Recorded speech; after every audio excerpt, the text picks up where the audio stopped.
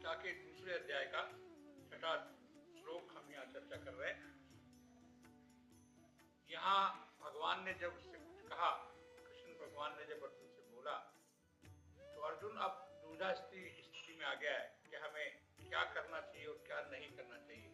उसका पहला निर्णय था कि मुझे युद्ध करना ही नहीं है, उसमें थोड़ा परिवर्तन आया और यहाँ वो कह रहा है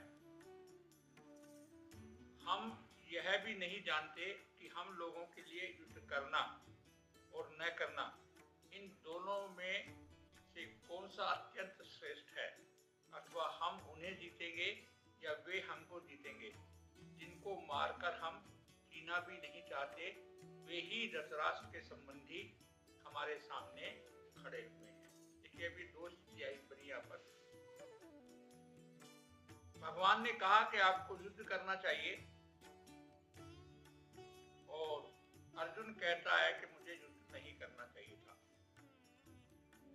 अब इन दोनों पक्षों में एक संशय पैदा हुआ कि मित्र और गुरु की बात माने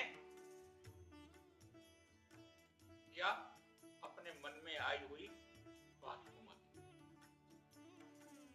क्योंकि गुरु कह रहा है कि मोह को त्याग के जो सामने खड़ा है उनसे युद्ध करो, और मन कह रहा है कि जो रिश्तेदार है, गुरु है, उनसे युद्ध मत करो। अब गुरु की बात को मानकर युद्ध किया जाए या मन की बात को मानकर छोड़ा जाए। हमारे जीवन में भी ऐसा कई बार संशय आता है कि जीवन में जब हमें कोई निर्णय लेना होता है तो हम निर्णय ले नहीं पाते। ये काम हमें करना चाहिए या ये काम हमें नहीं करना चाहिए। इवन यहां तक भी कि मित्र और गुरु आपको जो राय दे रहे हैं, उस राय में भी आपको संशय नजर आता है, उसमें भी आपको संशय नजर आता है और आपको लगता है कि मुझे गुरु की बात माननी चाहिए या नहीं माननी चाहिए। ऐसी स्थिति में इस वक्त वो कह रहे हैं कि भाई हम इस युद्ध में जीतेंगे या नहीं जीतेंगे, कौन जीतेगा कौन नहीं जीतेगा इसका भी पता नहीं। देखिए अक्सर होता क्या है कि हम भविष्य की सोच करके वर्तमान को नाश करते हैं। कर्तव्य का ये सोच करके कि ये करेंगे तो पता नहीं कल क्या होगा, तो जो हमारा आज का वर्तमान कर्तव्य है उसको भी हम पूरा नहीं करते। यहाँ अर्जुन यही बात कर रहा है कि हमें ये भविष्य में पता नहीं है कि कौन जीतेगा और कौन हारेगा। किसी के जीतने और हारने का भी पता नहीं है।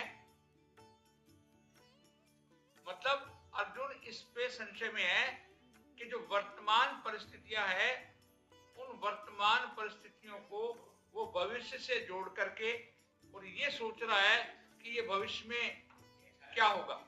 हम भी जीवन में देखेंगे तो ऐसी परिस्थितियां आपको मिलेंगी। क्या मिलेंगी कि हम जो वर्तमान में जो निर्णय हमें लेना है, वो वर्तमान का निर्णय भी हम सही नहीं ले पाते। तो हमें इस श्लोक से ये सीखना है कि भविष्य की चिंता ना करते हुए वर्तमान में जो आपका कर्तव्य है, वर्तमान की परिस्थितियों में जो कर्तव्य आपको करना चाहिए, उस कर्तव्य को बिना भय और बिना लालच के हमको भी यहाँ करना चाहिए। इस श्लोक से हम ये सीखते हैं कि वर्तमान को ध्यान में रखते हुए, भविष्य की चिंता न करते हुए अपने कर्तव्य का पालन हमको सबको यहाँ पर करना चाहिए। और यही आगे जाकर के भगवान कहेंगे अगले श्लोक में।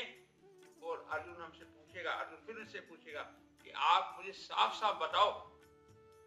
मतलब गुरु और मित्र से जब आप बार बार ये पूछेंगे तो गुरु मित्र भी बार बार आपको साफ साफ बताएंगे कि आपको ये निर्णय कैसे लेना चाहिए, और भविष्य की चिंता न करते हुए वर्तमान को ध्यान में रखते हुए वर्तमान स्थितियां जो आपके सामने है जीवन में, उन वर्तमान स्थितियों का उपयोग करते हुए सही निर्णय लेना आपको